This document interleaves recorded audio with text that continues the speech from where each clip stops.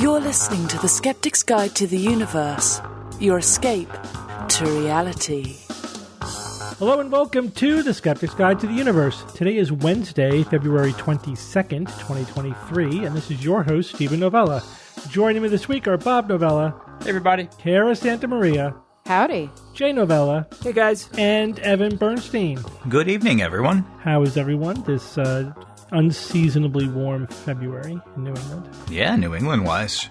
Yeah, I mean, it's remarkable that how much I am outside with a T-shirt on. I'm wearing T-shirts outside in the dead of winter. It makes no sense. It is. I will say I've lived in the Northeast my whole life. It is the most unseasonably warm winter ever that I have experienced. We had one in my area. We've had one reason why I had a shovel, and it was only a few inches. That's it. Mm-hmm. That's it. Oh, I can't even. Crazy. I walked to work today and it was like 85 degrees. I was like melting on the way to work today.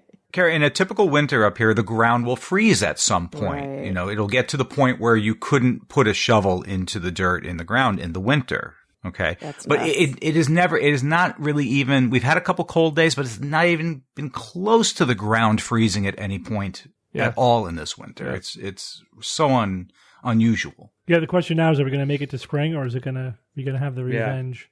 Couple weeks, less than a month right now to spring. Yeah, but last couple of years we had a mild winter and a long, cold spring. Yeah, here's my concern. Yeah. We have no snow. There's no runoff, and that runoff feeds the water table. And unless we're going to have a very wet spring, we're going to have a drought problem this coming summer if we don't make it up in the form of rain this coming. But spring. It has rained a lot the past couple of months, and where I am, it has rained. But I think we are way on. I mean, there's no way. How can we're supposed to have the snow melt?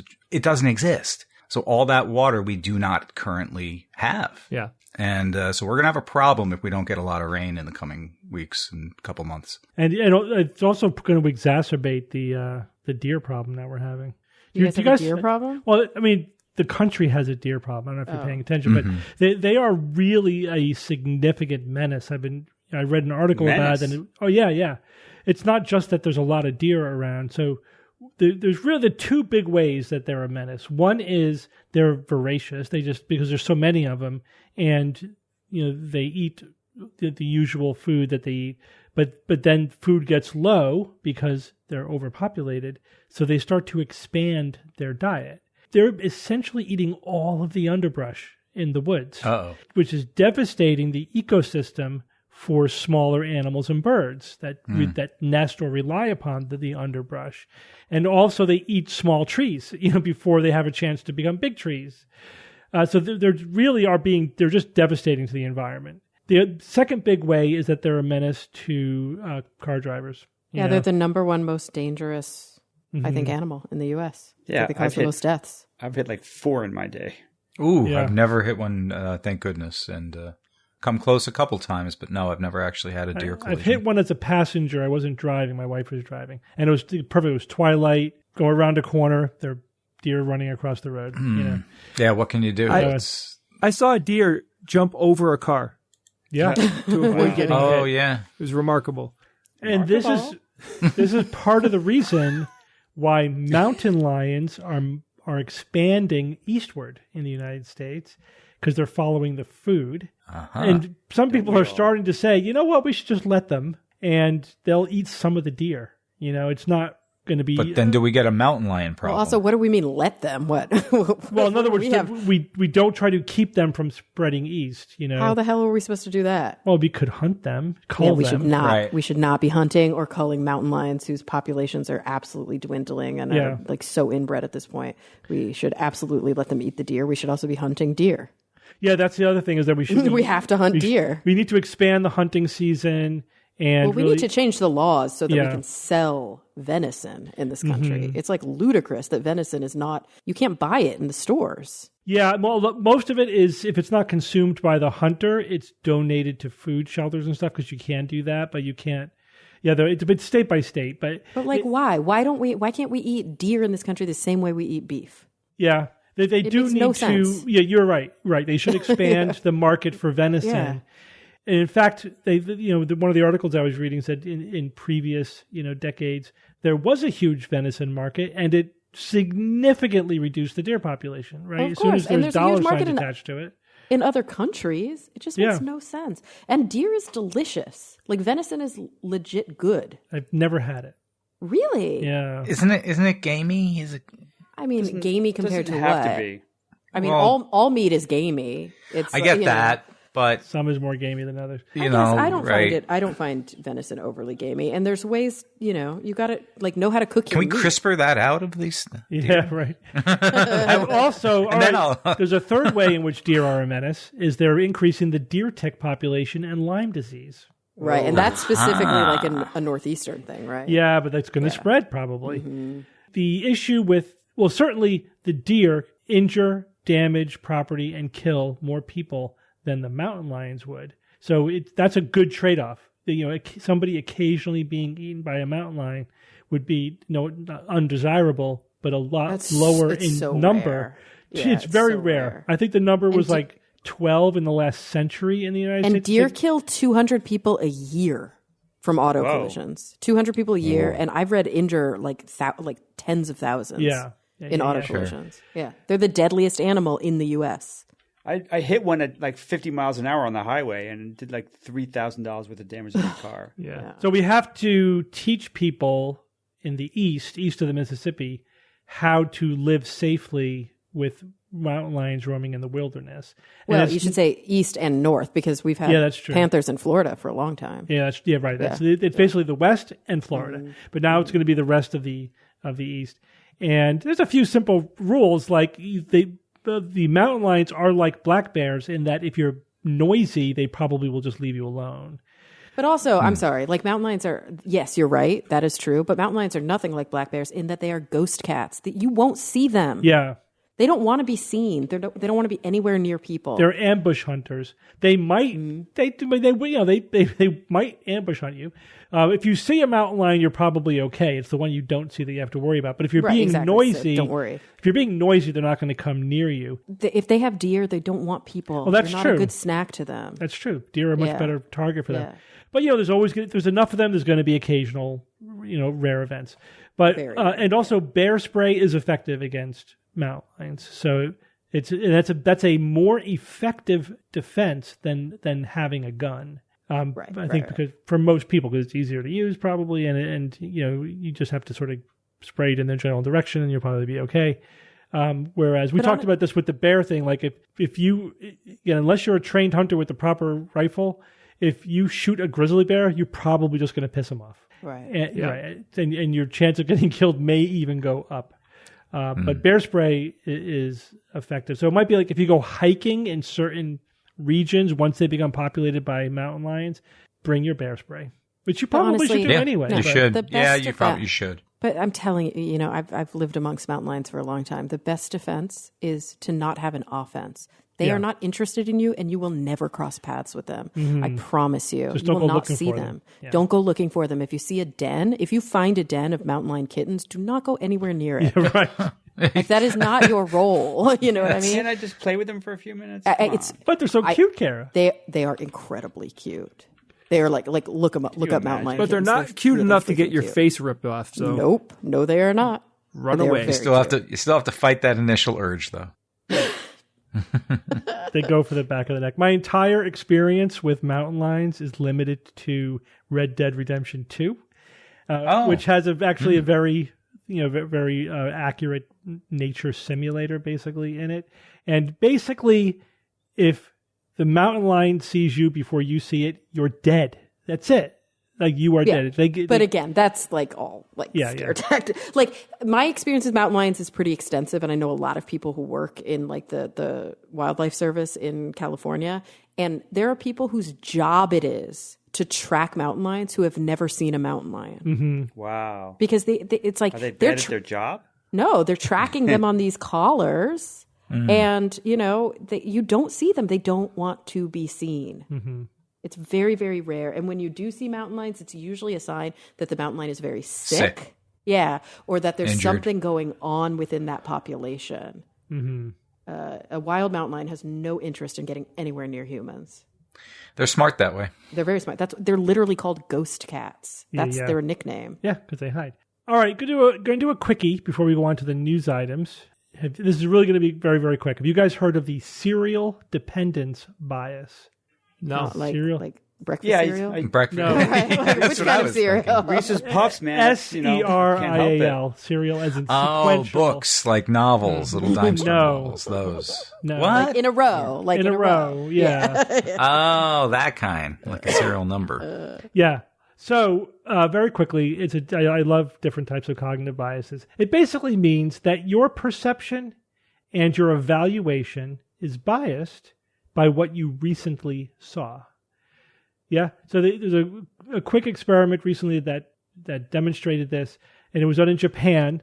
So they showed people like a half a second image of a jumble of Japanese coins. And then they said how many coins were there in that picture and what was their total value. And people would then estimate the number of coins and their total value. And then they would do it. They would do it again. They do it, a couple of hundred times. And they asked them every other time to estimate their value, right? So what they were testing was what would have more of an effect on their later guess. Is it what they saw or what they said? Mm-hmm. Does that make sense? It's like, because each time they're seeing a picture and then they're seeing another picture, but only half the time are they asked to estimate the number of coins and the total value. What do you think had the bigger effect? What they said, for sure. Yeah, what they said. The most recent guess had a greater influence on subsequent estimates than the most recent image. Right. So even if you made a guess 2 images ago, had more of an influence on the one image that you saw but didn't guess. Do you think that's simply, I get that it's this like recency bias, but do you think that it's also simply because they're encoding more? They're literally encoding it when they say it out loud. Yeah. We don't know that. Then the study didn't look at why. It was just. But it's like, that's how you study. Yeah. It's like, talk about it out loud, write it down on note cards. If you just read it, it's going to fall out of your brain. You have to then transduce it into like another sense, and you have this multimodal learning. Right. So with this study had one question: is it what you see, or is it what you think about what you see? Because even like if you overestimated the previous one, then you were biased by your overestimation, not the actual image that you saw. Does that make sense? So it's interesting. And again, just there's an infographic I found when I was researching this for this piece. 188 documented cognitive biases were in this one infographic, just to show like these are all the ones that are in the literature. 188 different ones. So we'll be talking about more in the future, but this was a fun one. All right, let's go on to some full news items. Jay, you're going to tell us about a recent study looking at the 4-day work week. Yeah, exactly. So this study revealed that there are many reasons people and employers would benefit from making the change from the typical 5-day work week to the 4-day. So there was a trial in the UK that included 61 companies spanning many industries, and there were approximately 2,900 employees that were studied over a 6-month time period. The companies chose how they would implement the shorter work week. So some of them would close on Friday, some would stagger days off, some would, let them work at different shifts, whatever worked for that particular company. And it's important to note that this kind of study requires the test subjects to self-report, and there was no way to really, do a double-blind test with that kind of study. We're relying on the quality of the self-reporting, but even still, there were some very decisive results from this that were pretty clear. So let's get into some of the results that they found. So first off, the results were positive. If meaning that I'm definitely a person that is for the 4-day work week. So when I say positive, meaning I think it's a definite benefit, and I think that people really need to consider that, and I'll tell you why. So 39% of employees that were in the study reported that they had less stress. 71% indicated that they had reduced levels of work burnout at the end of the 6-month test, and it was generally reported that anxiety, fatigue, and sleep issues decreased while mental and physical health improved. Right? Again, this was all self-reported by the people in the test subject. Lower stress levels is completely subjective, which is part of the problem, but it seems to be a key reason employees showed the improvements that they were showing. Stress has a negative effect on sleep quality, number one. And employees' average fatigue score on a scale of 1 to 4 dropped from 2.56 to 2.12, which is, it's pretty significant. 46% of the employees reported less fatigue compared to the 5-day work week. 40% reported a reduction in sleep issues. 45% reported no change, and 15% reported an increase in issues. The extra time off resulted in the employees having more time to sleep, right? I mean, what would you do with that extra day? And when your stress goes down, it's likely that you'll get better quality sleep, which they were reporting as well. Now, this has a big health implication across the board. If you're not sleeping well, it can do damage to you physically, mentally, and in many different kinds of ways, right? So sleep is one of the most essential things that you get on a regular basis. Employees reported that they had more time to turn off. That's the whole, you don't want to think about work when you're home. You need to be away from work long enough to where you're not thinking about work. And a lot of people have a problem with that. And the 4-day work week was helping these employees to turn off work when they were home. So that gave them an increase in family and leisure time, which is another important thing that people need to have in their life. The companies reported that their revenues over the 6-month period. I'm curious, guys, what do you think from the company side? What was happening? Were the companies benefiting? Were they staying the same, or were they not benefiting? Were they having a negative consequence to a 4-day work week? No, it's all good. Positive. We saw this in Europe. Like, not only it was efficiency and productivity increase, but they also were spending less money on overhead. Yeah, like their electric bills were lower. Yeah. So here there was a 1.4% increase in revenue at the companies that did the study during the same time period from the previous year, that's pretty interesting when you think about it. Like, they actually made more money. Because of this, and there was a lot less man hours. Is that a bad thing to say? Can we say man hours? Person hours. Yeah, I would say worker hours. There was a lot less working hours during the average week during the 6-month test. So the study concluded that there were 2 strong measurable outcomes from the study data. Comparing the 5-day work week to the 4-day work week, productivity was not reduced, and employees had both mental and physical well-being enhanced. More studies, of course, right? This is just one of a few of these studies that are out there. We need more studies to be done so we can sharpen the data that's being collected in our ability to really see what's happening. Now, keep in mind, this was actually a sizable study. I mean, there was a lot of companies and a lot of people involved in this study, and the results seem to be very clear. Well, so it's every study that has been done like this, like the big ones that they did do in Europe, showed the same outcomes. Yes, definitely. And every subsequent one that shows the same outcome makes all of them more valuable. So if future studies show more of the same, less work hours with no negative impact on the company's bottom line. So we should expect more studies to come out.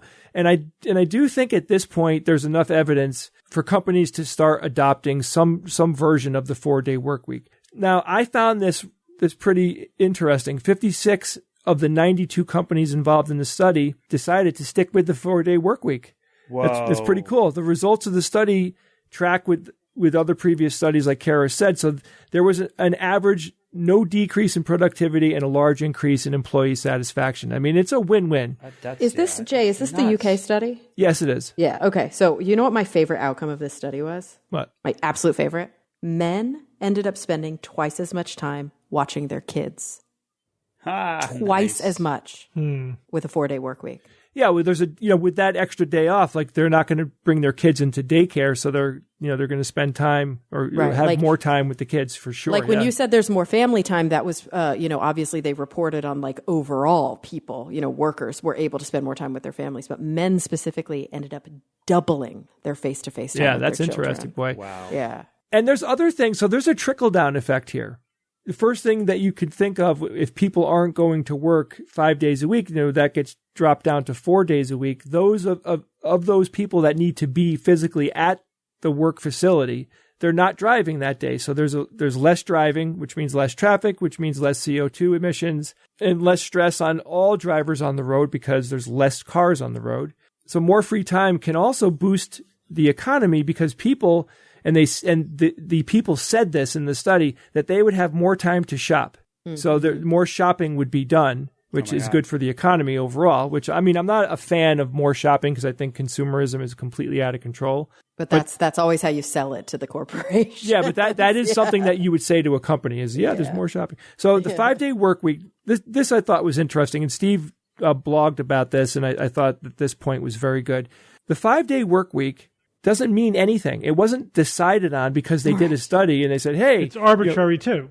Yeah, it's just, they literally plucked it out. Like, okay, there's 7 days in a week and there's a weekend, like the 5-day But even that's arbitrary. Like Saturday and Sunday being the weekend is arbitrary. Yeah, too. I know. It's all like plucked out of nothing. So there's no reason to think that there's anything special about the 5-day work week. It's not sacred in any way. So there's nothing special about the 4-day work week either. It's just, there's probably some optimal number of hours that people work in order to maximize their productivity and their mental health and physical well-being and life satisfaction and all those things.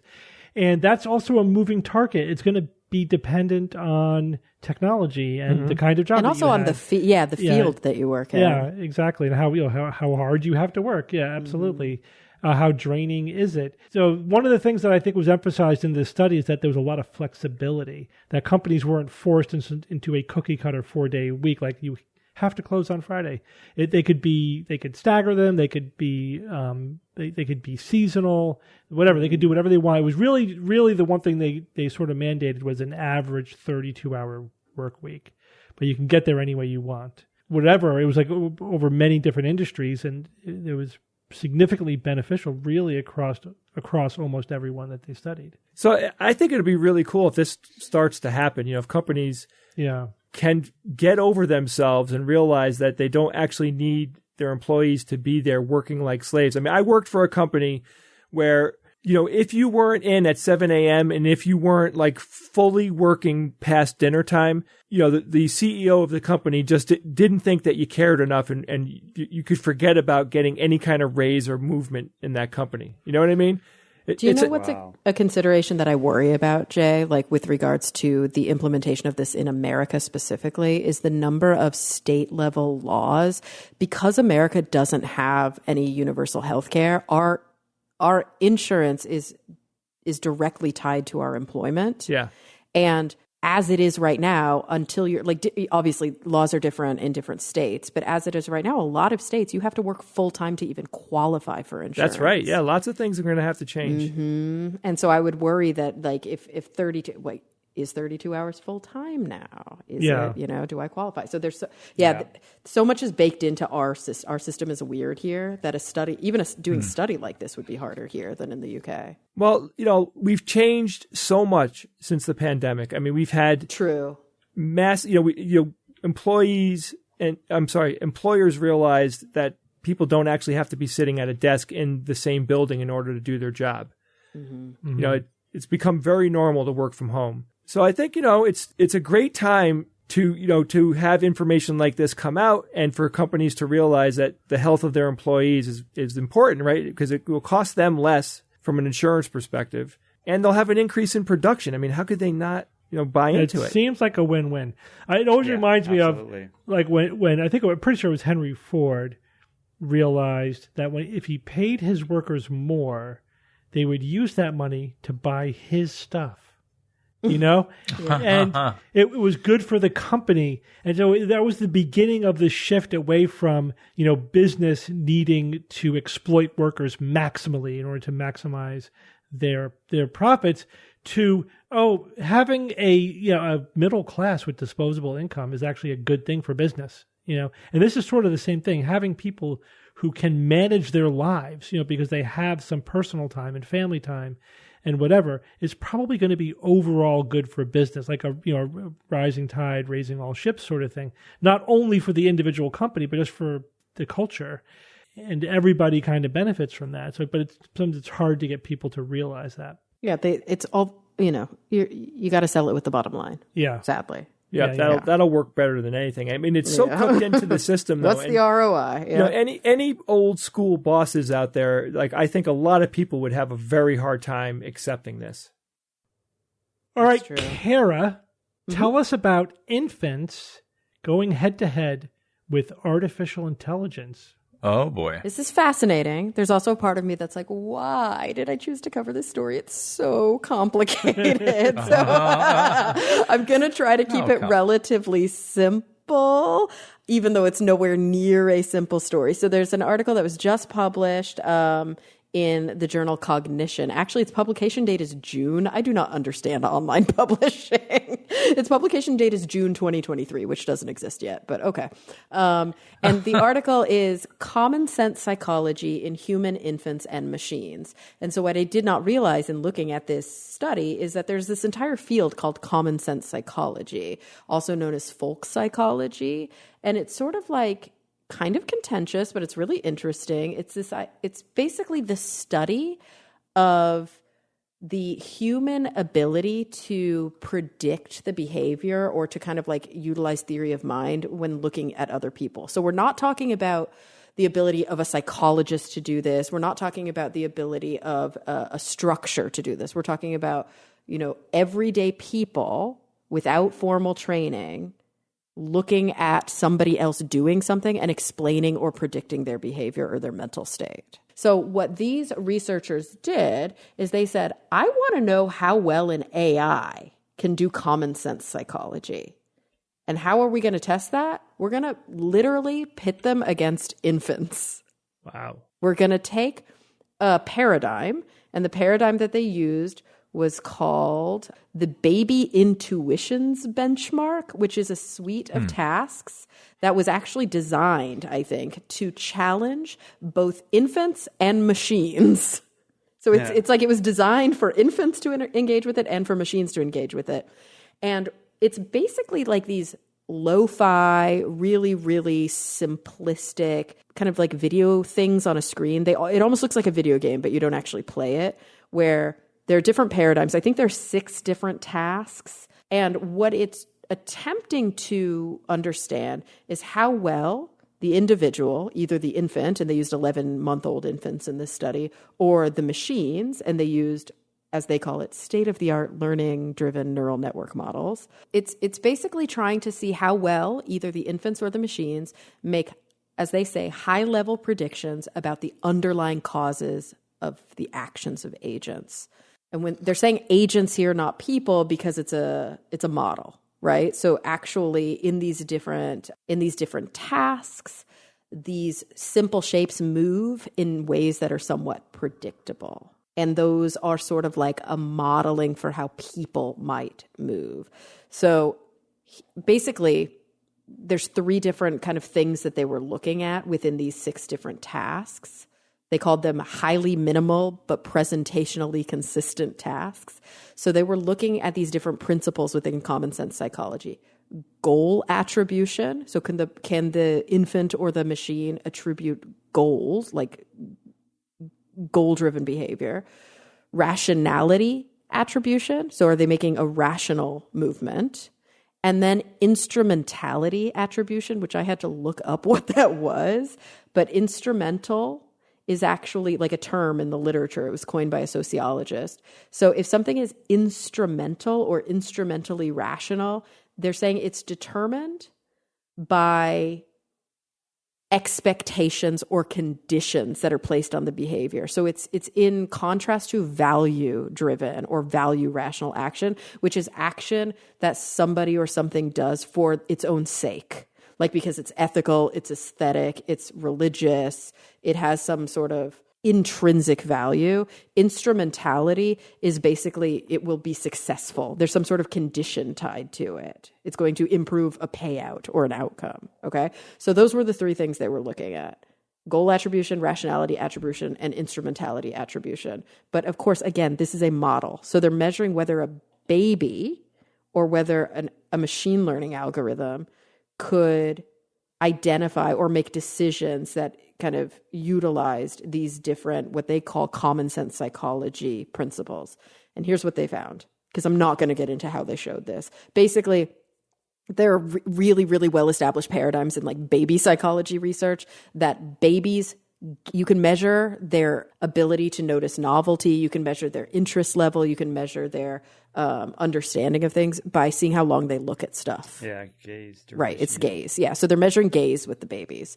Infants expected the agent's actions, and again, the agents are the little like squares on the screen, to be directed toward objects but not locations. So the babies, when the things were kind of floating around on the screen, they floated around on the screen that sort of made it seem like the objects were being retrieved intentionally.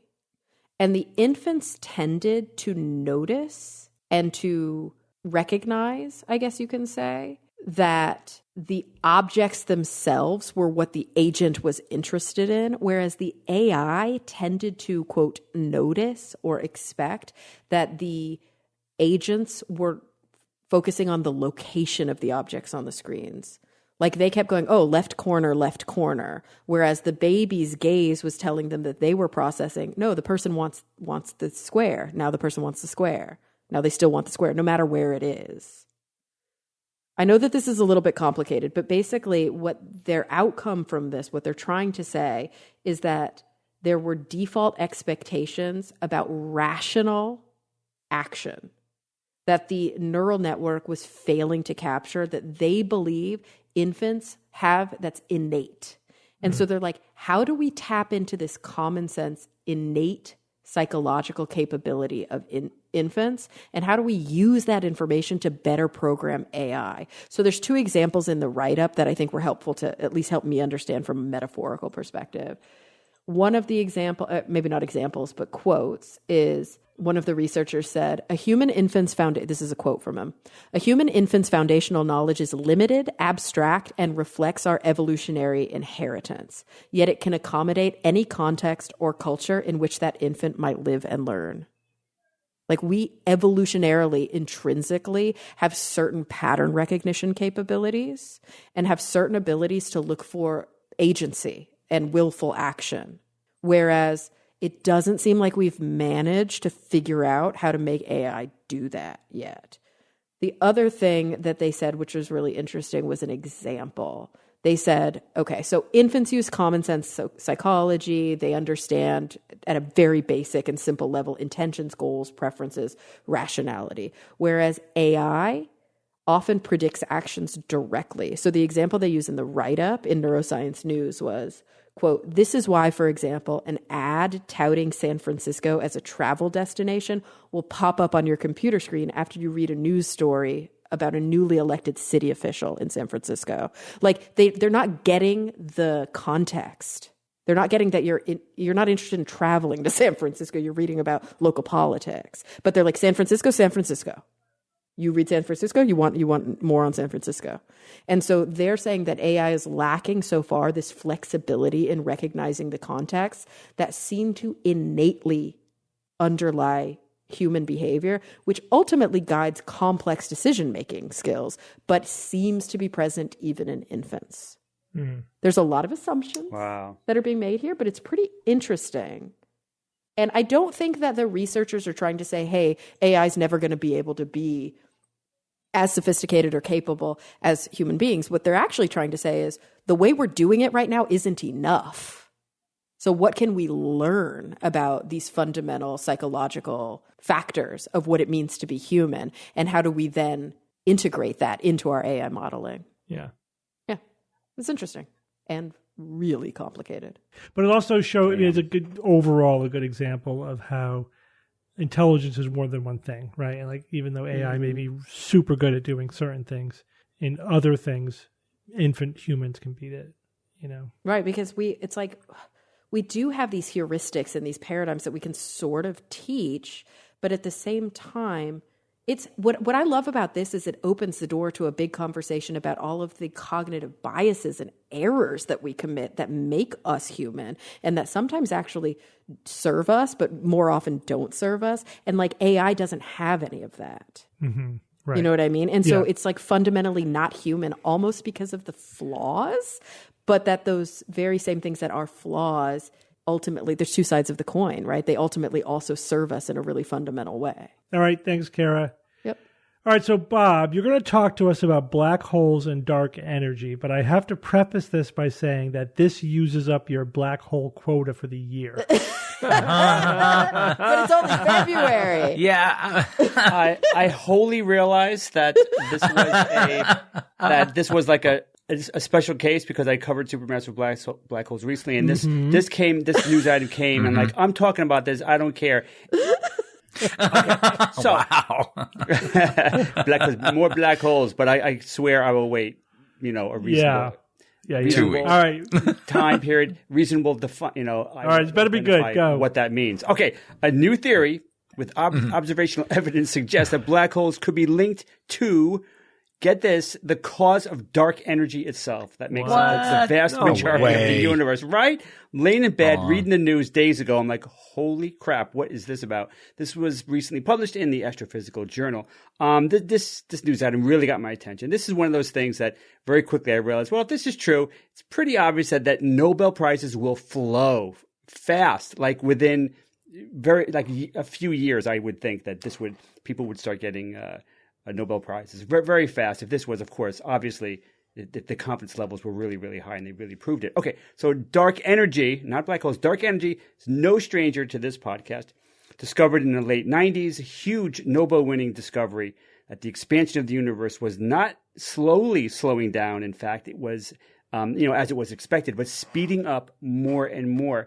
The name dark energy was slapped onto this, not because it's cool sounding, which is always a good way to name things, by the way, but essentially because we were totally in the dark as to what the hell this was, right? Dark energy, it's dark matter as well. So, and it was actually embarrassing because all of a sudden, we knew nothing about what literally composes nearly 70% of the energy in the entire observable universe. Like, all the mass and energy that we knew and loved and actually knew about suddenly was like relegated to the corner so 5% stupid. of the room. So that was just like a real smack in the face, which humanity needs from time to time. Anyway, knocked off that pedestal. All right. So the more we looked at dark energy and how it caused this expansion, laughing at gravity, if you will, as it did, the more puzzling it became. Most of all because it was the observation that dark energy did not dilute as space expanded, right? Its energy density stayed the same. So regular matter, radiation, neutrinos, even dark matter doesn't do that, right? Dark energy is constant. So, for example, if you want to beat this dead horse a little bit more, a cubic light year, for example, has an X amount of dark energy. Now, if that expands 10 times, each little area then, each area still has the same amount of dark energy. The energy density does not change. So this made it seem like it was inherent to space itself, making it similar to Einstein's cosmological constant from general relativity that he discarded as his biggest blunder. So you often see dark energy and cosmological constant in the same sentence, and it's kind of deserved, until new data comes in to change that. So now the new hypotheses, guys, I'm sure we remember all the new hypotheses that came out to explain dark energy. And they were all over the place, and they required new fields, new physics, but there was no evidence. Now, one explanation for dark energy that I came across here, I never had heard of it. Physicists call it back reaction, a back reaction effect, in which dark energy is essentially a reaction to something that happens within the universe. Now, singularities within black holes might actually be related to this back reaction effect, meaning that it would cause that they could have a direct relationship to the dark energy. But it just doesn't make sense. I mean, superficially on its surface, it's like, wait, that doesn't make sense at all for various reasons. Like, for example, that black holes grow far more slowly than the universe expands. And there's also the binding energy of black holes is not sufficient at all to explain dark energy. All these reasons, and it just, it seems silly almost. Now, but what makes this most recent announcement even more compelling is that their evidence isn't mathematical equations, embedded in some esoteric theoretical calculations. It's observational. The foundation of it is kind of observational, which is a little surprising. So now the researchers looked at elliptical galaxies that were spread over time. All right, so you got a sprinkling of elliptical galaxies all around you. There's ones that are close. They looked at close ones. They looked at some that were farther and farther away, 6 billion light years, 7 billion, 9 billion light years. So these galaxies also apparently were picked because they had little gas to feed their central black holes, because they wanted to see what happened to the black holes if they didn't have a lot of gas to feed on. Okay, so based on these snapshots, they claim to have found that black hole growth is many times beyond what it should have been. And the real evidence in their eyes for this fact is that the central black hole, if it had been growing by accreting gas, then the galaxy beyond the black hole, they also would have been birthing stars, right? Because if the black hole gets fatter, that means there's a lot of extra gas, and you would see star formation over time, which they weren't seeing. So there was no gas. But why is it getting bigger and bigger and bigger? It just seemed very anomalous.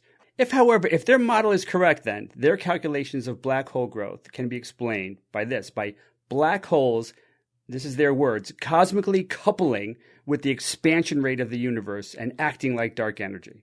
Okay? I may say that in different ways. This is the crux here. They are positing that somehow black holes are specifically linked to the ever faster expansion rate of the universe in such a way that it can partially or even perhaps wholly explain dark energy. That's it in a nutshell, is what they're saying, and that's incredible. Now they claim a 3.9 sigma statistical significance, which is pretty good, not gold standard, which is 5 sigma, but 3.9 is at least compelling, suggestive. But is their model right? Are their assumptions warranted? Astrophysicist Nayesh Afshorty of the Perimeter Institute of Theoretical Physics said, I'm personally excited about this. And then there was also Robert Wald, who's a theoretical physicist, University of Chicago, and who happens to specialize in general theory of relativity. He said, what they are proposing makes no sense to me. And you kind of, if a guy who's an expert at general relativity says that, take that a little bit seriously. But that doesn't mean that this would truly be an amazing discovery, assuming this is true. As big as any, going back decades and decades, this would be massive in the astronomy community. Some claim that it would actually do away with singularities.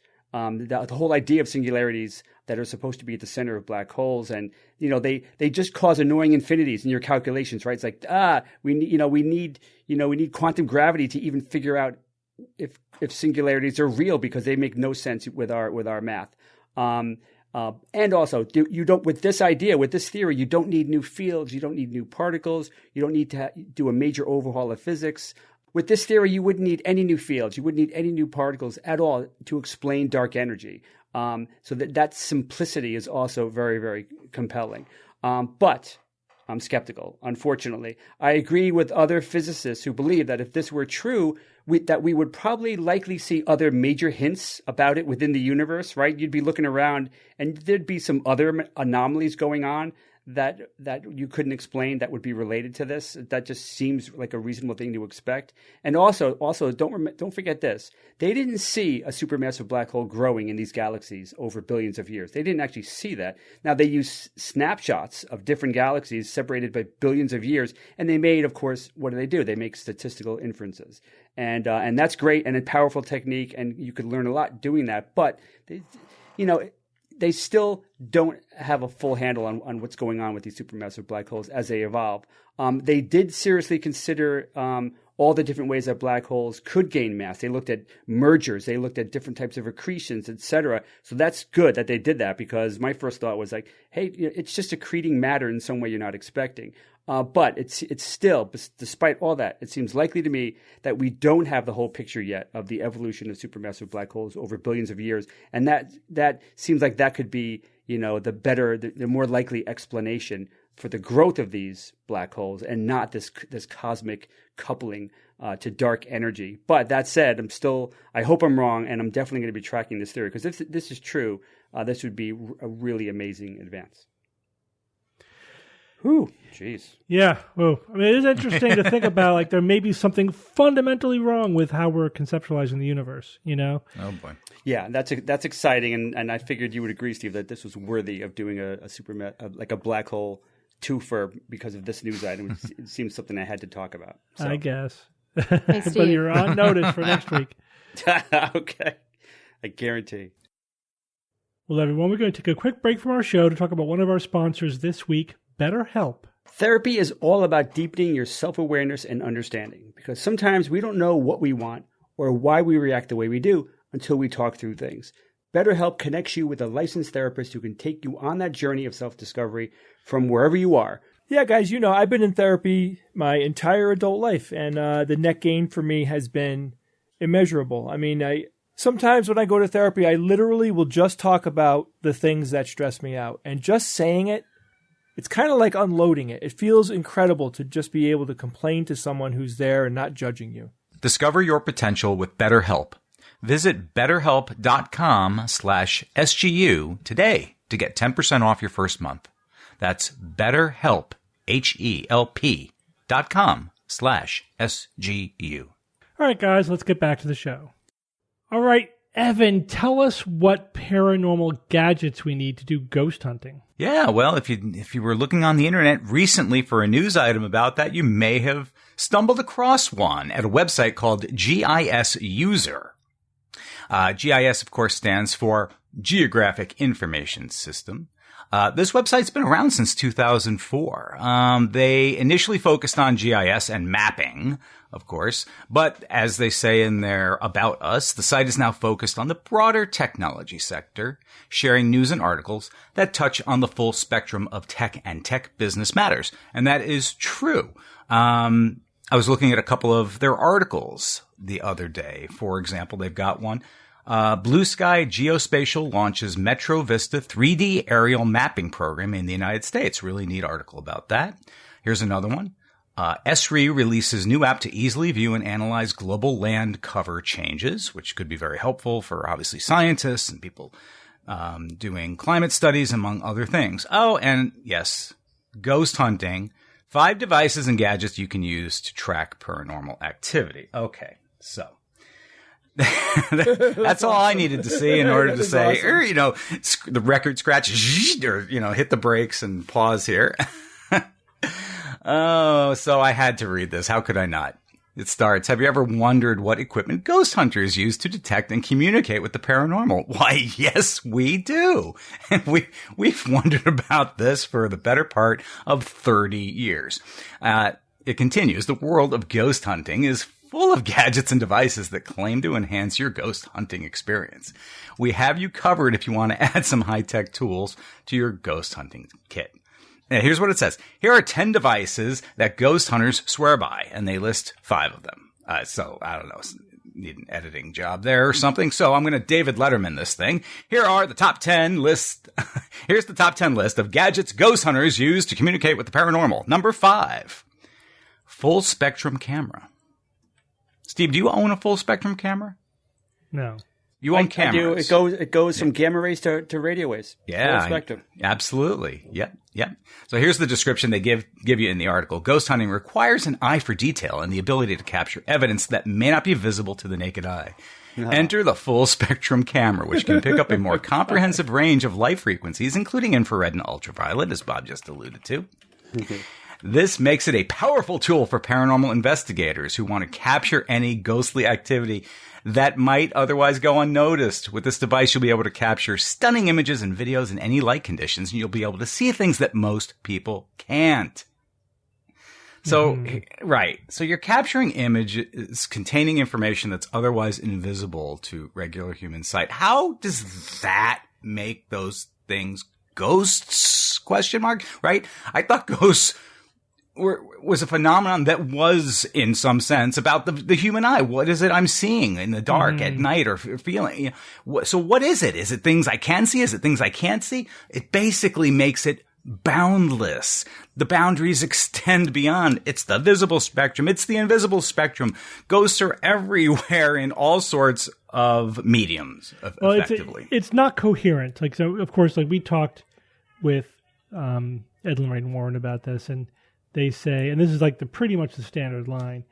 So it's so when you take a picture and you see something on the photograph that you didn't see with your eyes, how does that happen? Mm-hmm. Well, first they say that the reason you don't see is because the ghosts they're spiritual. They're not physical. But then why does the camera see it? Right. Right. So I'm sorry, is this a spiritual camera? Is this a ghost camera? I mean, and this is not even with full spectrum cameras. This is like with any camera.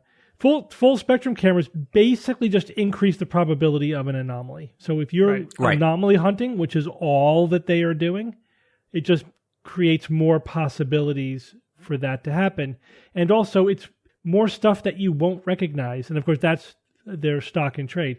This is something weird. It's a ghost, So they're just looking for weird stuff they don't understand. Yeah, that's right. And again, it just broadens the playing field for them effectively. Instead of narrowing it down, which is what really science is supposed to do, it makes it a much wider open playing field, and you can claim anything at that point is a ghost. So, yeah, there you go. There's your full spectrum camera. All right, number 4 on the list, digital voice recorder, something we have some experience with. Mm-hmm. When it comes to ghost hunting, it's not just about what you can see, but also about what you can hear. That's why a digital voice recorder is essential for any paranormal investigator. A compact device that allows you to record high-quality audio, capturing any ghostly sounds that might be present in the environment. All right, translation. Digital audio recorders will be able to pick up noises that are sometimes not easily distinguishable, which can be then attributed to ghosts. That's basically what they're saying. Forget that what you're going to hear back later might be, the building's HVAC system or electronics that are in the room with grounding issues, such as the electronic coils and monitors, things that are in the vicinity of the actual equipment that you're using, appliances running in adjacent rooms or floors, baby monitors, emitting radio frequencies. There's so many things out there. Evan, when we were on that one ghost hunt, with the people who were recording for ghost voices, we could very clearly hear people talking on the street through the window. Absolutely. But that's not the kind of thing you would think necessarily about. Like, you're in the room and there was nothing in the room. Sometimes you can grossly underestimate how far voices can carry in the right physical setting. And also there could just be pranksters, saying stuff in earshot of the digital voice recorder. The problem with voice only or sound only is that how could you tell what the source of it is at all? You can't. It's worthless data, Totally worthless. It's noise. You're just trying to make sense of chaos, effectively. And sometimes they literally do like the audio pareidolia. Like there's just background noise and they go, "Did you hear that?" It's like backward masking on record players. All right, number 3, the EMF reader, electromagnetic field reader. Yep. And EMFs, as we know, they're invisible to the naked eye, but they can impact our environment, which is true. Some paranormal investigators believe that they can also affect ghostly activity. An EMF reader is a device that measures electromagnetic radiation in a given environment, and ghost hunters believe that ghosts can cause fluctuation in EMF levels. When using these readers, you want to start by taking baseline readings of the environment to establish the normal levels of radiation. And then as you move through the location, you keep an eye on the readings and look for any spikes or fluctuations. And that might indicate ghostly activity. No, wrong. Perhaps the person most famous, perhaps infamous for making these things popular as far as ghost hunters go, Grant Wilson, right, of the ghost hunters. In fact, he recommends you use something called a K2 meter by a brand called Safe Range. And of course, that's like the most popular one on Amazon that you can purchase. In fact, if you go to Amazon and you look at it, they will refer to it as a ghost meter.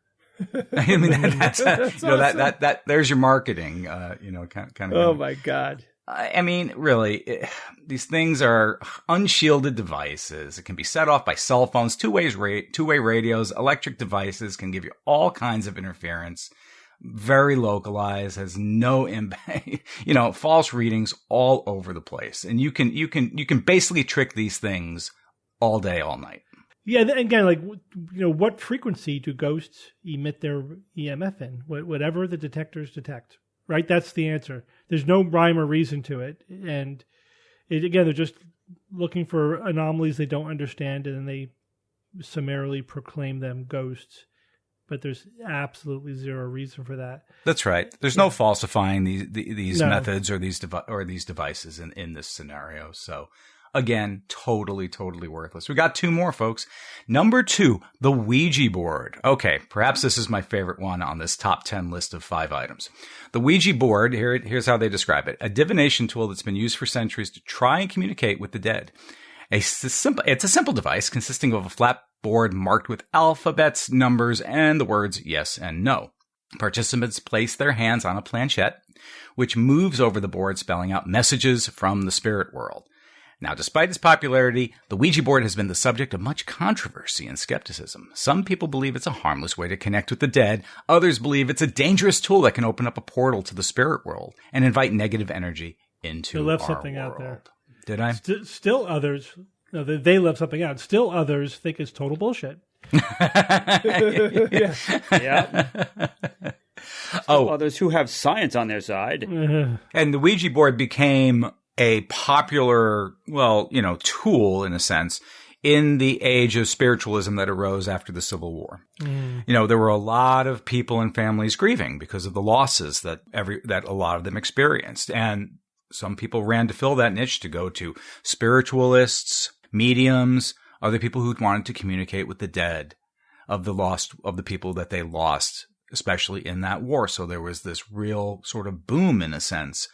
And that's when the Ouija board became very popular, marketed towards, unfortunately, kind of those the grieving section of society, and just became available to lots of different people in the late 1800s, and of course continued on.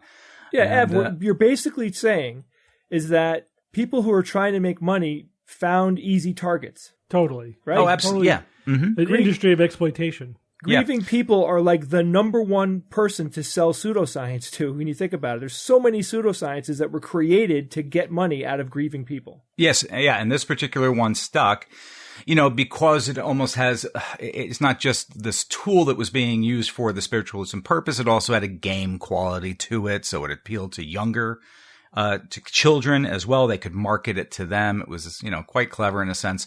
And of course, in case you don't know, the entire effect of a Ouija board, if you can call it that, can be attributed to the ideomotor effect. It's something we've written about in our book, The Skeptics Guide to the Universe, and have talked extensively on this podcast. Or Evan, cheating. How do you know one of the other people with their fingers on the planchette aren't cheating? Do you guys remember that husband and wife team that we investigated? We tested for the $1 million, preliminary test for the Randy $1 Million Challenge. It was fun, and they said they could use a Ouija board blindfolded. Like, okay, we can test that. Now you remember that the wife had a boo-boo on her finger and had to have like a splint on one of her fingers. So there's like, if it doesn't work, it's because I got this little injury. I think this is my way I put my experience with that couple together. I think the husband believed, and the wife was the one who was using the board, who was cheating, and she was deceiving her husband. She convinced him. Yep. Mm-hmm. And then we when we did the test, we properly blinded them. And of course they couldn't even keep it on the board, let alone spell anything out. Yeah. Right. Yeah. Yes. Yeah. It was a miserable 100% failure. 100% failure. And on top of that, these people, and I hate to generalize, but 99.9% of the time they just rationalize it away. Like they don't actually go, "Oh wow, I was blindfolded and it didn't work, so therefore I got to rethink this." They just come up with an excuse, and the excuse works.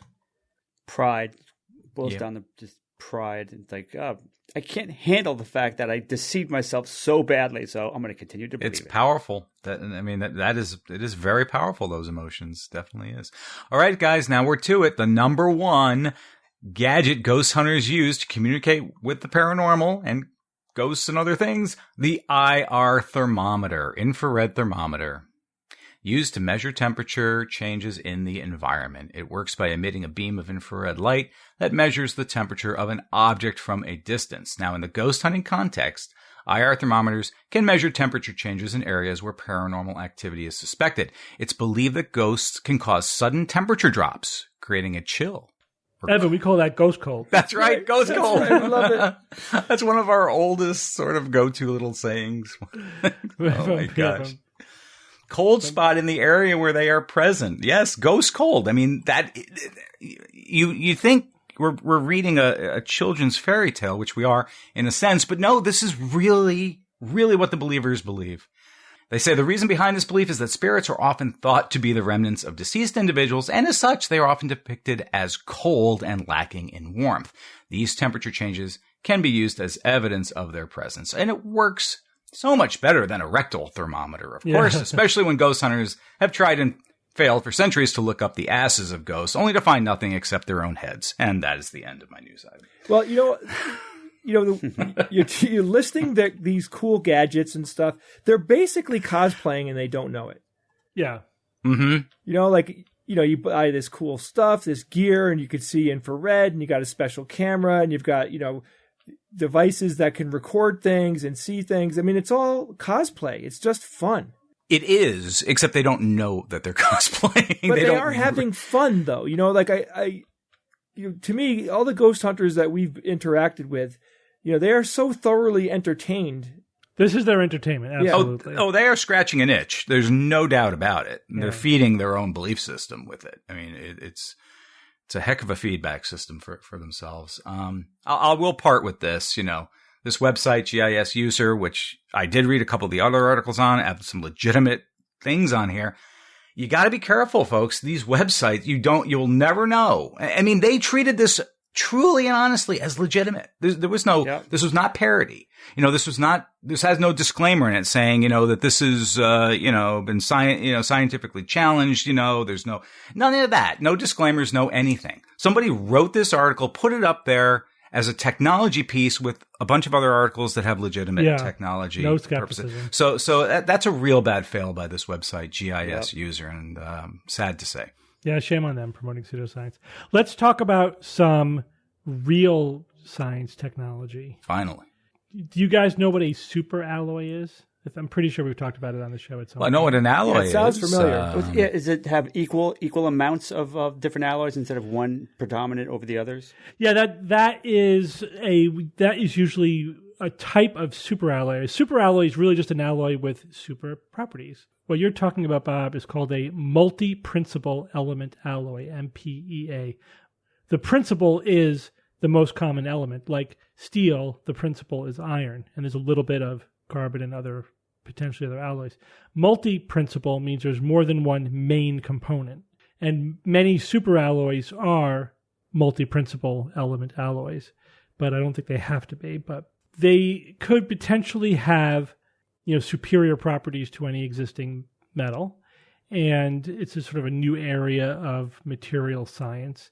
And when you think about it, there are, for example, 20 common elements that are used in different alloys, metal alloys. And they could be in any percentage, right? In the final product. Think of how many permutations there must be. Even if you just do the 20 elements without varying the amounts, it's infinite. It's practically infinite. It's more than we could test with just trial and error. There was a recent study which is a proof of concept, and they created a superalloy using 3D printing. Whoa. Now, 3D printing, one form of 3D printing, which is additive manufacturing, right? So you're building up layers of something. And then usually you have an extruder. Typically, that would either melt plastic or resin or even metals, and then they stick together and harden. You 3D print it like you would like a regular printer, but you build up layers in the third dimension. So what they did was they used a metal 3D printer in order to fuse these alloys together in the specific ratios that they wanted, and also to control the structure of the alloy. So that controlling the internal structure is what generally makes superalloys. We're talking about the atomic structure? Yeah, like how the crystalline structure, crystal arrangement. The way the different elements arrange together. Steve, can you clarify something though? So is the printer head the element that melts the metal? Are they like merging the metals in that process, or are they already merged? No, I think in that process. That's the process they're using to mix the metals. Interesting. So that's the point at which it becomes the alloy. Yeah. Wow. Fascinating. So they as a proof of concept, they made an alloy of 42% aluminum, 25% titanium, 13% niobium, 8% zirconium, 8% molybdenum, and 4% tantalum. Tantalum. Yeah. So Bob, that was a multi-principal element because it's the aluminum and titanium are both significant. Yeah. And this new alloy that they had a very useful and interesting property, and that is it maintained its strength close to its melting point. Now, typically metals will begin to significantly lose strength when you get beyond about 50% of their melting point. Like the steel beams in 9/11. Yeah, exactly. Yeah. The fire wouldn't have to have been hot enough to literally melt the steel beams, but halfway. If you get halfway or more, it would start to significantly weaken them to the point they could no longer hold up the weight of the towers. So this alloy that we're talking about was able to maintain its strength up to 800 degrees Celsius or 1472 degrees Fahrenheit. So it's a light and strong alloy that could function over a long range of temperatures, including up to a very hot temperature. Whereas like most steel alloys, even though that's not hot enough to melt them, they would be significantly losing strength at that point. Now, of course, this particular alloy would have lots of applications, right? Space. Yeah. So one is aerospace, engine parts and fuselages, whatever, things that you need to be light, strong, and also maintain their strength, even if they get pretty hot. But also in turbines, energy production. Oh my God, yeah. I would imagine this kind of alloy would be useful in things like fusion reactors, where we need containment vessels that can get very, very hot without breaking apart. And again, this is just one superalloy that they made using this technique. How did they arrive at that formula? Combination, That's a good question. Deep learning? No, but AI. but they didn't use AI, but that's the next step. Ah, yes. Sure. They specifically did this to try to test the structure of this alloy and see if they could figure out like why it works, So they want to use that information they learned from testing this alloy in order to inform AI simulations that could then predict other sweet spot ratios of elements that would give other superalloys. So this would be the merger of three future technologies, right, which we love to talk about. And this is a good time, I think, to remind our audience that we have 2 books out. Yeah. We have The Skeptics Guide to the Universe, named after our podcast, which is a primer that goes over all of the topics that we discuss on the show, logical fallacies, science versus pseudoscience, all that good stuff.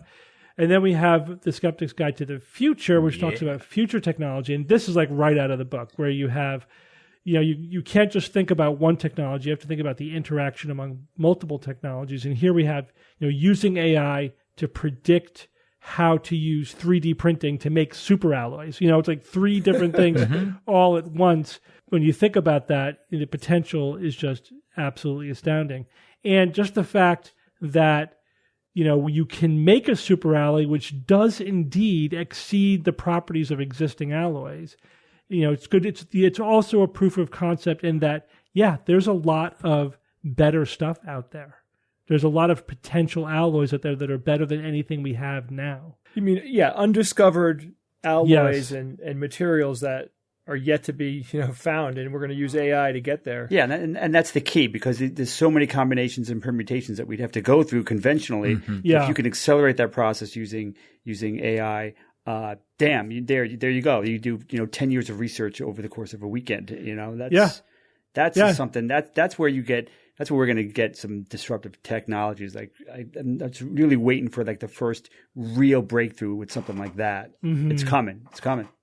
Yeah, and when you think about it, so how many different alloys just of steel do you think there are used in industry today? 100. 3, 2, at least 3,500. Yeah, I was going to say 1,000. Different steel alloys. How many of them were discovered in the last 20 years? 98% of them. Yeah, I was going to say the that. vast majority. 75%. Just 20 years, guys. 20 years. Come on. Yeah. Yeah, don't go crazy on us. Maybe 90, maybe 100 years. We'd be talking in the upper 90s. But yeah, so what that tells you is we're still discovering a tremendous. I mean, steel's been used for thousands of years, and still we're making all of these new discoveries about potential alloys and different properties that it could have. So anyway, just imagine the potential of these superalloys and all the different possibilities. Now, of course, you have to consider some practical things like how will this scale? I think that's the good thing about 3D printing is that it kind of the scaling is already built in. You just get more 3D printers. You know what I mean? Using 3D printers for manufacturing is happening. There are factory floors that have here's 5,000 3D printers, and they just make stuff. Oh, man. But the other thing is the economics of it. Like, what would this be used for? I think with elements like tantalum in there and, niobium, that this is not going to be something on your desktop. This is not going to be mass produced by the millions, this particular alloy. But, I'm sure like NASA famously will use the very, very high-tech rare things, not for mass production, like for one-off. Like their solar panels are better than any other solar panels. They're not the kind that could be mass-produced, but they don't care. They just want the best possible solar panels for the International Space Station, Sure. for example. So this is the same thing. It's like they may not be the kind of thing that you can make cars out of, but we might make rockets out of them. You know what I mean? But we'll see. We'll see if this, what kind of utility this specific superalloy has, and how widely adopted it could be. But I'm more interested in the technology itself. Just using AI to predict these superalloys, which could then be made by 3D printers. Were you surprised to hear the idea that that a 3D printer actually is creating the alloy as it prints? I mean, I'm still thinking about that. Like, I just didn't I guess I haven't realized that that 3D printing isn't an inferior way to manufacture. Mm-hmm. I just assumed that 3D printing didn't make things that were as strong or whatever. But then I'm reading about them building rockets out of 3D printing. Yeah, and, right. It's like it is not in any way a diminished mode of manufacturing, and if anything, we're getting better at it as time goes on. Yeah. Now, there's one downside to the 3D printing of metal technique, and that byproduct. No, it can result in microcracks in the final product. That sucks. What are they doing about it? Well, they need to sort that out, is what they need to do. They need to figure out how to make that not happen. So does that mean just a tweaking of the formulation? I don't know. That could be a deal killer. It could be something that they easily fix. I don't know. But that's a current issue if you're going to be using it for super high-end stuff. You don't want these you need something cracks to propagate, Like when we talked about the concrete recently and the lime that they use to basically help fill those cracks as they occur. They may need to do some other process to seal those microcracks so that they don't propagate. Mm-hmm. But we'll see. I mean, they're using, I think, off-the-shelf kind of technology for this. We may see the day where there are 3D printers that are designed for this, like for making superalloys, not just leveraged to make them, but are optimized for them, and to, like high-end ones that wouldn't have the microcracks in it, that are useful for like aerospace, not just prototyping. So tremendous potential. Again, we're always talking about things 5 to 10 to 20 years before they actually get used, because there's all these little things got to be worked out. But I think this is, the whole superalloy thing is something we're going to be seeing in our future. Cool. Well, everyone, we're going to take a quick break from our show to talk about one of our sponsors this week, Wondrium. Guys, Wondrium is definitely our favorite educational platform. They have documentary series, lessons, how-tos, and a ton of other stuff that you probably don't even know is out there. They cover pretty much anything that you could be interested in. There's a flexibility to switch over to audio only if you're busy doing stuff and you want to just listen, you could just listen. And the quality of their productions is fantastic. They do an excellent job of not only creating the videos, but the way that the data is presented. I recently went to an art exhibit featuring Vincent van Gogh, who's definitely one of the most recognized artists in the world. And it turns out on Wondrium, you can watch a course by Professor Jean-Pierre Ispouts regarding Vincent van Gogh. It's a fascinating journey. He unravels the mysteries of this unique artist's one-of-a-kind style. He really gives a fresh insight, and you'll walk away with a deepened appreciation for his incredible work. Learn about what you love and love learning about it with Wondrium. Right now, our listeners can get 2 years of Wondrium for the price of one. Fantastic deal. Sign up today with our special URL. Go to Wondrium.com/skeptics. That's WONDRIUM.com/skeptics. All right, guys, let's get back to the show. All right, Jay, it's Who's That Noisy time. All right, guys, last week I played this noisy.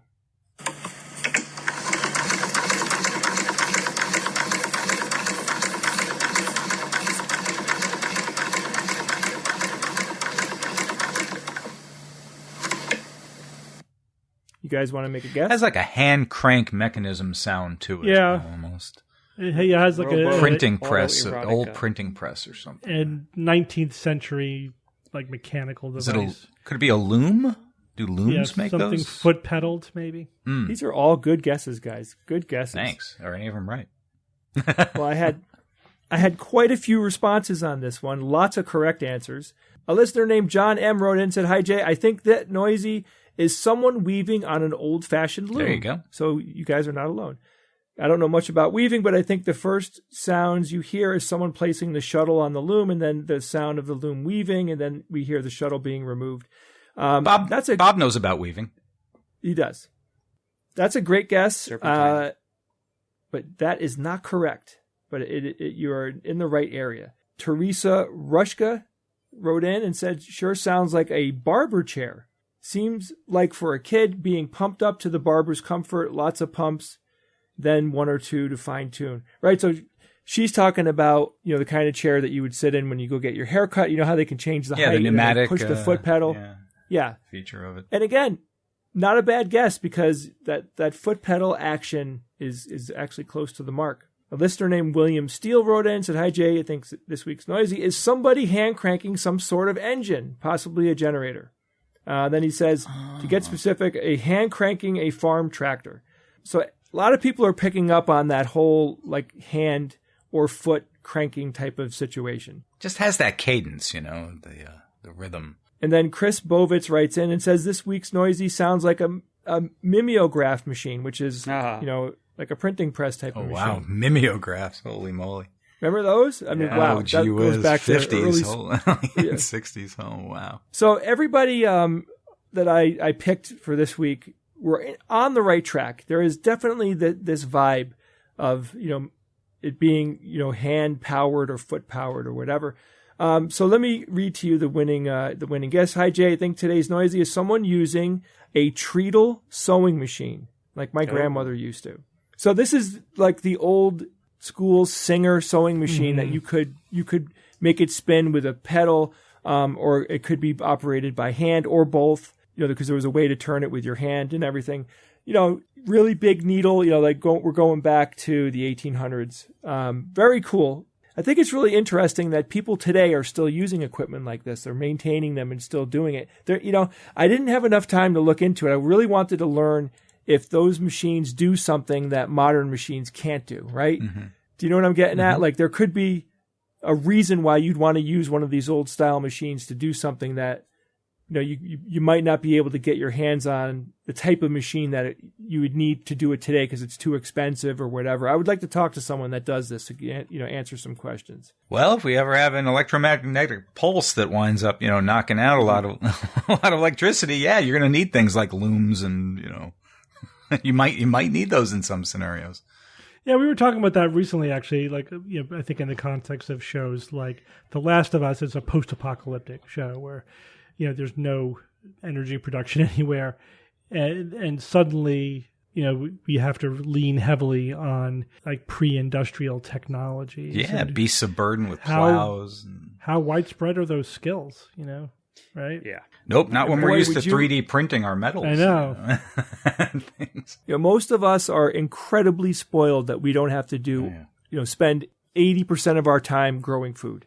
That was one of the most popular ways to survive. was you just do it all yourself. Farmer Bob. I can see you in overalls, Bob. Oh, yeah. All right, so I have a new noisy for this week, and the noisy was sent in by a listener named Daniel Zapeta. I hope I pronounced your name correctly. And here's the noisy.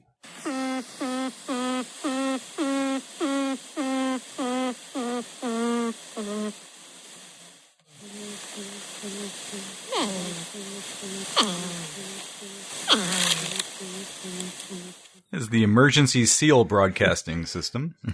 Sorry for the rough sounding sound. I had to turn the volume way up. And you could take that as a hint, maybe. I don't know. Maybe there's something in there. But anyway, what is making that noise? If you think you know, or if you heard something cool, email me at wtn@theskepticsguide.org. And I want to say one thing. One of the most popular noises I get sent in are like, it's the borehole into ice, like thousands of feet down into ice. Sure. I am constantly being sent that noisy. And that's one of the reasons why I can't use it, because I know so many people will get it because it makes a very distinct noise.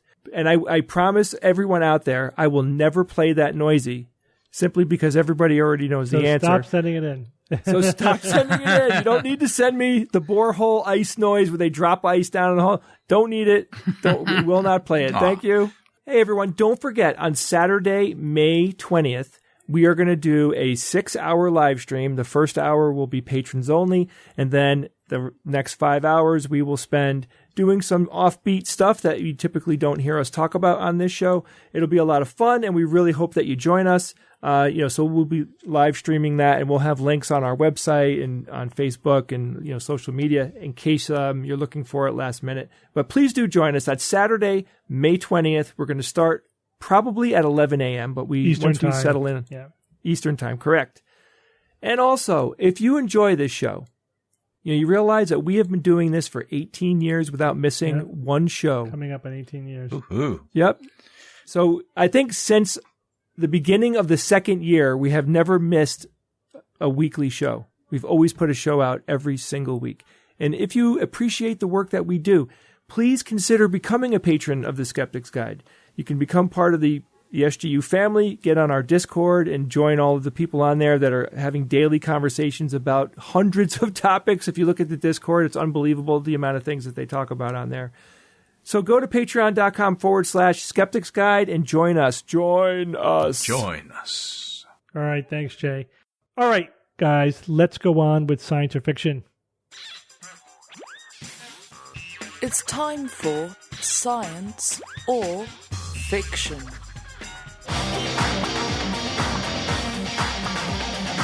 Each week I come up with 3 science news items or facts, 2 real and 1 fake, and then I challenge my panel of skeptics to tell me which one is the fake.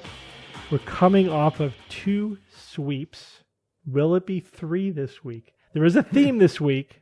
Last week the theme was death. Oh. So this week the theme is life. Taxes. Oh. Yeah, you wish, Evan. I'll go last. The theme is life. Here we go. Okay. Very big category, but All right. Item number 1. The Atlas blue butterfly has the most chromosomes of any eukaryotic diploid creature at between 448 and 452. Item number 2. About 2/3 of all people who have ever been over 65 years of age are alive today. And item number 3. Despite claims of living fossils, there is no evidence for any extant species existing for more than about 3 million years. Bob, go first. Atlas butterfly, the most chromosomes. What? 448? What the hell, man? That's nuts. I'm happy to explain both eukaryotic and diploid if you require. Yes, please. So, eukaryotic is instead of prokaryotic, so like not protists, us, right? Multicellular. Yeah.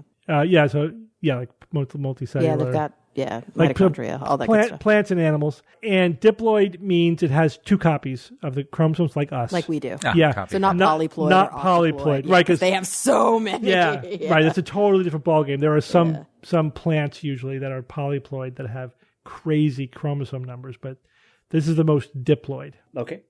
So we got that one. We got number 2. So you got that going for you. Of all people who have ever been over 65 are alive today. 2/3. All right. And this living fossil thing.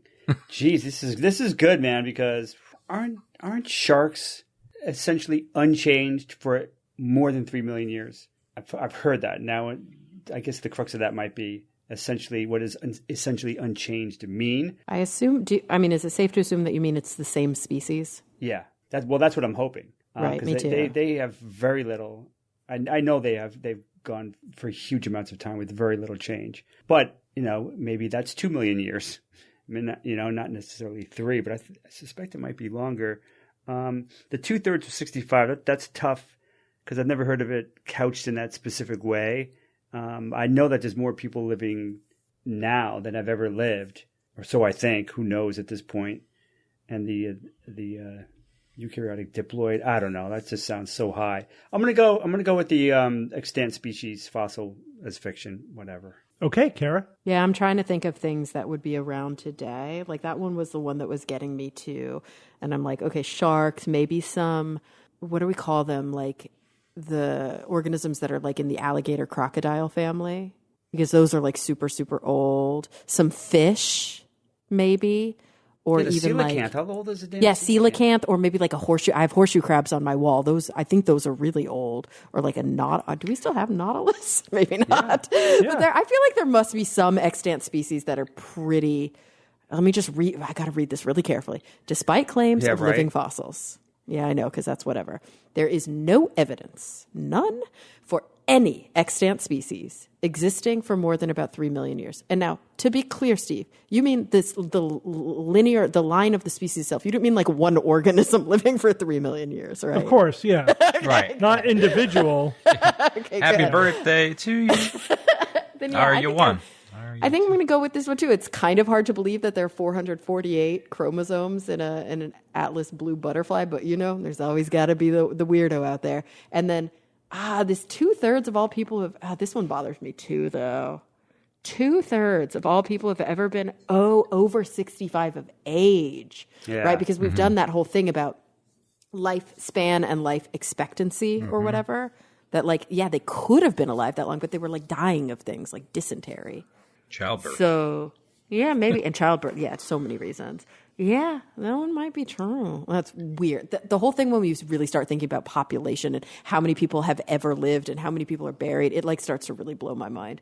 But yeah, I think and population has exploded so much. We just didn't have that many people before. I think it's the living fossil one that's the fiction. I'm going to go with Bob. Okay, Evan. Yeah. Oh gosh. You see, here's the thing. In order to prevent the sweep, Jay and I would have to choose 2 of the other ones. Right. If we're looking if that's our goal here. But if I'm looking to try to win the game, which should be the goal, then I have to go, with a little bit of brain power on my part. The second one about the 2/3 of all people who have ever been over 65 years of age. Yeah, we've touched on this before. And like Kara, you mentioned it, population and how it has really exploded in recent times. And although this one on the surface doesn't seem right, I think that one's going to turn out to be correct because of our enormous population that we've had in recent years and today. The one about the blue butterfly, the only thing I think I can say about that is that I find it to be very diplomatic. And the less, so therefore, what just happened? I just livened up science or fiction is what happened. Therefore, I'm going with Bob and Kara and agreeing about the living fossils fiction. Okay, and Jay. Well, since I'm going last, the only one that I'm sure is science is the one about the 65 years of age are alive today. I mean, that one, I can swear I know about that. So, I just don't know enough about the Atlas blue butterfly and, eukaryotic diploid creatures to really comment on that. I would have to read a lot in order to think intelligently about it. So that one's just a null factor for me. And I agree with what Evan said. I mean, the only one that seems worth picking is this last one. But if I pick it, then that gives Steve the ability to sweep again. But we all could win together, though, Ev. Well, that's what it would be. That's right. It would be all in, all together. I think I'm going to go with the crew because they're my crew. All right. Okay. All right. Let's hold virtual hands here. And then we'll hold Bob responsible. Yeah, right. All right. So you seem to have the easiest time with the first one. So we'll start there. The Atlas blue butterfly has the most chromosomes of any eukaryotic diploid creature at 448 to 452 chromosomes. You all think that one is science, and that one is science. That is science. Nice. Yeah, there are plants with crazy numbers of chromosomes, but this is the highest for diploid, and that's total chromosomes. So that's 224 to 226 pairs, right? Like we have 23 pairs, therefore we have 46 chromosomes, right? So yeah, that's a lot, and that is the most. Okay, let's go on to number 2. About 2/3 of all people who have ever been over 65 years of age are alive today. You all think this one is science, especially Jay, who's absolutely He's absolutely certain. That's right. So you don't even have to go into it. We won. And this one is the fiction guy. No, it's not. No, it's not. God, no. I'm going to write an email. I can't believe it. Oh, Jay was so sure, though. So, however, that is a common myth on the internet, but it's not true. See, I read it. I did read that. You probably did, and I read it several times, but I had to go down multiple layers to find a study that actually shows that it's not true. Okay. Where the group actually did the math. So, Bob, you're also incorrect about there are more people alive today than have ever lived. I figured. Yeah. I covered my ass at the end of course, you have to decide where to draw the line for humans, right? And in this research, it was reasonable. And again, not that it matters that much because the populations were so low when you go very far back. But yeah, so they drew the line of like humans, right? They had to draw it somewhere at 190,000 years. Mm-hmm. They calculated what the total number of people who have ever lived was. Essentially, the number of people alive today is about 7% of the people who have ever lived. Yeah, I think it's a big percentage. Wow. That's still a big percentage. It's big, but it's not. Yeah. It's not 2/3. I mean, there's no way you could slice that to make 2/3. That's just all people. But if you look at people over 65, you think, maybe they were all young, right?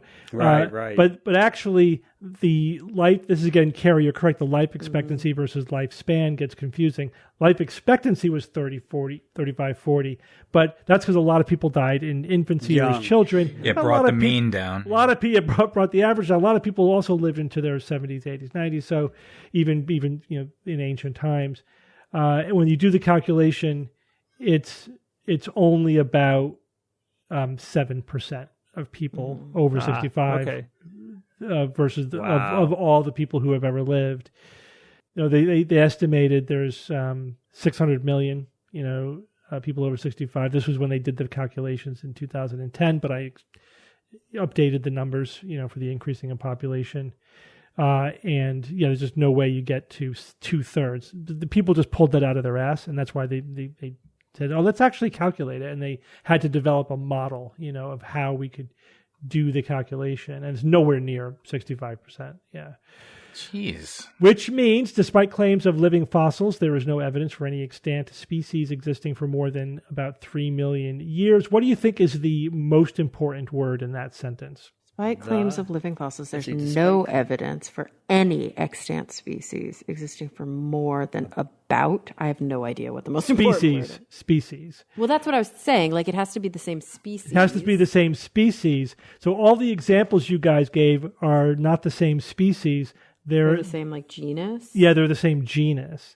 But there were lots of claims of living species that look indistinguishable from their fossil ancestors going back even hundreds of millions of years.